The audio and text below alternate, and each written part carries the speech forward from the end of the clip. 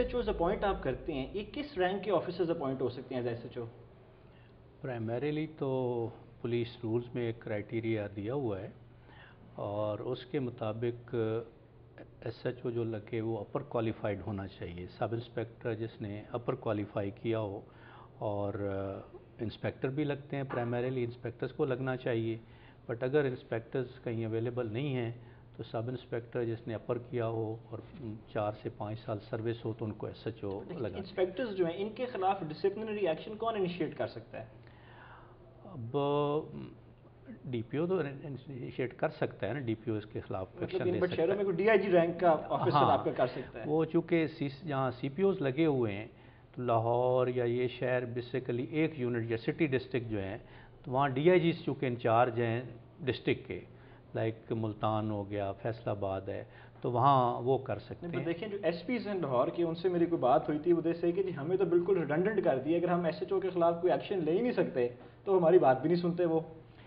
इसके लिए हमने एक स्कीम बनाई है, वो भी काम हो रहा है, रीऑर्गेनाइजेशन ऑफ लाहौर पुलिस का। उसमें उस वक़्त तो आइडिया ये था कि CCPO के तहत 2 DIGs हों, DIG साउथ और DIG नॉर्थ, और उनके नीचे 3-3 SSPs हों, वो फुल फ्लैज्ड हों, उनके पास फाइनेंशियल पावर्स भी हों लाइक DPOs, और उनके पास एडमिनिस्ट्रेटिव पावर्स भी हों जो DPOs के पास होती हैं, और बाकी चेन ऑफ कमांड वही रहे। तो ये इस पे काम हो रहा है इंशाल्लाह। समरी रिफॉर्म आप कर रहे हैं, स्ट्रक्चरल कर रहे रिफॉर्म, हैं, बिकॉज यस। अभी हम देखते हैं कि SDPO, SP, DIG, CCPO, ऊपर आप लोग, इतनी लेयर्स हैं, इनमें इफेक्टिवली परफॉर्मेंस कैसे हो सकती है? एग्जैक्टली, बट चूँकि सिटी डिस्ट्रिक्ट था वो उनको इंडिपेंडेंट बनाया गया, और कैपिटल सिटी डिस्ट्रिक्ट इंडिपेंडेंट बनाया गया। अब उसमें चूँकि ग्रेड 21 के ऑफिसर को लगना था तो वो सारे अख्तियारात CCPO के पास चले गए। बट इसको हम रीऑर्गेनाइज करने की कोशिश कर रहे हैं कि कुछ डेलीगेशन ऑफ पावर्स हो जाए, और जो SSP ऑपरेशंस हैं सीनियर हों, उनके पास DPO के लेवल की पावर्स हों, फाइनेंशियल भी और एडमिनिस्ट्रेटिव भी। इसी एक रीऑर्गेनाइजेशन के तहत लाहौर के अंदर आपने ऑपरेशन एंड इन्वेस्टिगेशन सेपरेट कर दी थी। अब जो लोग हैं वो कहते हैं कि पहले हमें एक जगह पैसे देने पड़ते थे, अब हमें 2 जगह देने पड़ते हैं, तो कोई फ़ायदा भी हुआ इससे आपको?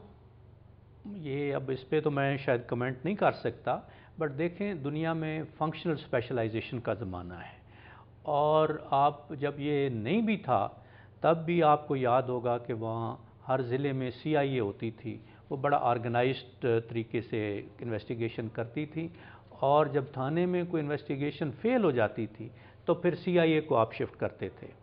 CIA में भी अगर कोई कमी बेशी होती थी तो फिर क्राइम ब्रांच हुआ करती थी, वहाँ केसेस आ जाया बट करते CI थे। एंड क्राइम ब्रांच अभी भी हैं। नहीं, अब हमने इसको रीऑर्गेनाइज किया है। अब हर ज़िले में हमने CIA का DSP अलहदा लगा रहे हैं, कुछ में लगा दिया है, वो काम कर रहे हैं। इसको नए तरीके से इसको उठाया है कि सारा रिकॉर्ड सिस्टम उनके पास हो, फिंगर प्रिंटिंग उनके मातहत हो, और डिस्ट्रिक्ट में हमने एक जो IT यूनिट छोटा सा बनाया है वो भी CIA के मातहत हो, तो वो उसको ऑर्गेनाइज करके एक क्राइम फाइटिंग करें। इवन अगर ज़िले में कोई छोटी मोबाइल लैब्स हमने बनाई थी पुलिस की अपनी, तो वो भी उनकी डिस्पोजल पे हों।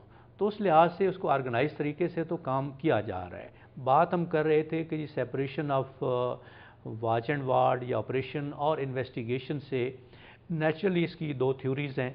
फंक्शनल स्पेशलाइजेशन में तो मेरे ख्याल में ये होना चाहिए, सेपरेट हैं, दुनिया में हैं, स्क्वाड्स बने हुए हैं, और जब पर्चा दर्ज हो जाता है तो रेलिवेंट स्क्वाड के पास हो जाता है। वो एंटी रॉबरी स्क्वाड है, एंटी डकैती स्क्वाड है, एंटी कार लिफ्टिंग स्क्वाड है, वो स्पेशलाइज्ड होते हैं। इवन बैंकिंग केसेस जो हैं बाहर भी तमाम वो स्पेशलिस्ट के पास जाते हैं, वो इन्वेस्टिगेट करते हैं, क्योंकि हर आदमी बैंकिंग फ्रॉड और इन चीज़ों के बारे में नहीं जानता है।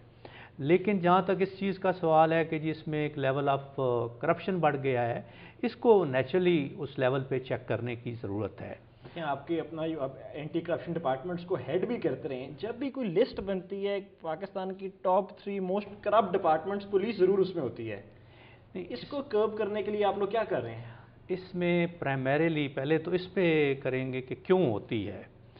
आप देखें एक तो मतलब आपके ख्याल में अब आप कहने लगे कोई ना कोई भी वजह हो सकती है विच कैन जस्टिफाई करप्शन? नहीं नहीं, नॉट जस्टिफाइंग इट, बट मैं ये कह रहा हूँ कि look at the exposure of A police officer, कि अगर एक डिपार्टमेंट के बंदे का दिन में 10 आदमियों से वास्ता है तो थाने का 1000 से वास्ता होता है। फिर अगेन जब जो रेवेन्यू डिपार्टमेंट्स हैं, कोई कस्टम है, इनकम टैक्स है, वो गवर्नमेंट को नुकसान पहुंचा के एक बंदे को फ़ायदा दे रहे हैं, तो गवर्नमेंट तो साइलेंट रहेगी, नेचुरली गवर्नमेंट के बिहाफ पे कोई बात करेगा। यहाँ दो पार्टीज़ होती हैं, उनकी पहले ही राइवलरीज होती हैं, वो इस केस को उठाते भी रहते हैं। वन ऑफ द फैक्टर ये यहाँ नहीं है, हर जगह पुलिस के ख़िलाफ़ कंप्लेंट्स ओवरऑल ज़्यादा होती हैं। बट इसको देखें, बड़े तरीके हैं। पहला तो तरीका नेचुरली मैंने क्यों का आपने सवाल खुद ही उठाया था, क्यों का ये मतलब है कि इनको मौके ज़्यादा मिलते हैं, आप कह रहे हैं कि इनका एक्सपोजर ज़्यादा है? नहीं, कि इससे मैं एक बात तो आप जाने ना कि अख्तियारात उनके पास ज़्यादा हैं, और फ्रैंकली स्पीकिंग उनकी पेज और उनका जो ड्यूटी आवर्स हैं वो बड़े अनबिलीवेबल हद तक हैं। एक पुलिस अपनी मर्जी से आप लोग इस फोर्स में आए हैं, कोई ज़बरदस्ती तो किसी को नहीं भेजता। नहीं, बट अगर ह्यूमन राइट्स के हवाले से भी आप देखें तो police officer is 24 hours on duty. In human working conditions इस वक्त पंजाब पुलिस की। डेफिनेटली हमारे अगर लाहौर को ही देखें तो 80 पुलिस स्टेशंस हैं और उनमें से सिर्फ 31 के पास पुलिस बिल्डिंग्स हैं, तो बाकी आम जगहों पे रह रहे हैं, रेंटेड बिल्डिंग्स में हैं। यही परसेंटेज बाकी पंजाब के पुलिस स्टेशन के। मैं सिर्फ रहने की बात करता हूँ, और वाकई इन ह्यूमन कंडीशंस हैं। कई जगह टेंटों में ही उन्होंने थाने बनाए हुए हैं, कई दफ़ा जगह दुकानें किराए पे लेके बनाए हुए हैं। मैंने तो इस पर एक आर्टिकल लिखा था, शेल्टरलेस पुलिस स्टेशंस, कि ताको पता चले कि कितने पंजाब में ऐसे पुलिस स्टेशन हैं जिनकी कोई बिल्डिंग नहीं है अपनी, और मुख्तलिफ जगहों में वो रह रहे हैं। और नेचुरली हुई कैसे स्टेट, ये आई कैसे मलिक साहब? ये देखें इतने सालों में क्या होता रहा यहाँ पे कि अभी तक थाने भी नहीं बन सके। नहीं, उसमें naturally what can be more important for a society than crime fighting या एक लॉ एंड ऑर्डर सिचुएशन को मेंटेन रखना? ये सर, आप चूँकि लार्जर पर्सपेक्टिव में बात कर रहे हैं, नेचुरली क्राइम फाइटिंग पे बड़ी इन्वेस्टमेंट चाहिए है, या पुलिसिंग पे बड़ी इन्वेस्टमेंट चाहिए है। हम उसके प्रोपोर्शनल करते हैं इन्वेस्टमेंट यहाँ पे? शायद मेरे ख्याल में उतनी नहीं हो रही। अगर मैं जनरल एग्जांपल दूं तो अगर हमारे कांस्टेबल पे किसी उसकी पे अगर महीने में कोई 17,000 बनती है तो इंडिया में उससे बेहतर है होगी, बाकी यूके में उससे बेहतर होगी। और ये जो रिस्क फैक्टर्स हैं इसको उन्होंने कांस्टेबल की पे में ऐड किया होगा। उसको बोर्डिंग लॉजिंग 100% है। उसके पास, हर कांस्टेबल के पास, लंदन बॉबी के पास कार होती है, वो ड्यूटी पे जाता है, 8 घंटे ड्यूटी परफॉर्म करता है, कम्स बैक, फिर उसके पास कोई कमिटमेंट नहीं है। बट यहाँ चूँकि हम तो एक असल में क्या हम ये समझ सकते हैं कि आप ये डिफेंड करना चाह रहे हैं इनकी करप्शन को डिपार्टमेंट के अंदर? नहीं, मैं उस पे आ रहा था। आप कह रहे हैं कि ये इनकी मजबूरी है, लेकिन अब सवाल ये पैदा होता है में आप इसको एड्रेस कैसे कर रहे हैं? एड्रेस इसलिए इस तरह हो सकता है कि नेचुरली जो इनका, पहली बात तो ये है कि चेक सिस्टम, मॉनिटरिंग सिस्टम, इसको एनहांस किया जाए। जैसे मैंने कहा कि हम इनको टोटली जब टेक्नोलॉजी बेस्ड पुलिसिंग पे चले जाएंगे तो फिर तमाम थानों की बिल्कुल मॉनिटरिंग होगी, और हर बंदा आने वाला वहाँ कोई हरकत कर रहा है, किसी से मिल रहा है, खुफिया तौर पे मिल रहा है, वो रिकॉर्ड हो रहा होगा, जो इनविजिबल तरीके से होगा। फिर तमाम गाड़ियों में ट्रैकिंग सिस्टम हम इंस्टॉल करने की कोशिश कर रहे हैं। उसका फ़ायदा ये हो रहा है कि हमें बहुत ज़्यादा सेविंग हो रही है, पेट्रोल की जो बचत हो रही है। जो पिलफरेज होती थी, या कोई गश्त नहीं कर रहा है, गाड़ी घर खड़ी की हुई है, तो उसको भी हम लोकेट कर सकते हैं और रियल टाइम इंफॉर्मेशन उसकी आती रहती है। फिर ये है कि देखें, कई कंट्रीज़ में हमारे पास सज़ाएँ जज़ाएँ भी हैं। पुलिस की तनख्वाह भी अब माशाल्लाह दूसरों के बराबर है। एक दफ़ा तो डबल हो गई थी और बहुत ज़्यादा तनख्वाह मिल रही थी, लेकिन अब भी बेहतर तनख्वाहें मिल रही हैं। ये नहीं कहा जा सकता कि कम तनख्वाहें मिल रही हैं। बाकी फैसिलिटीज़ में एटलीस्ट बड़ी कमी है। कई लोगों ने बड़ी अच्छी स्ट्रेटजीज़ अडॉप्ट की।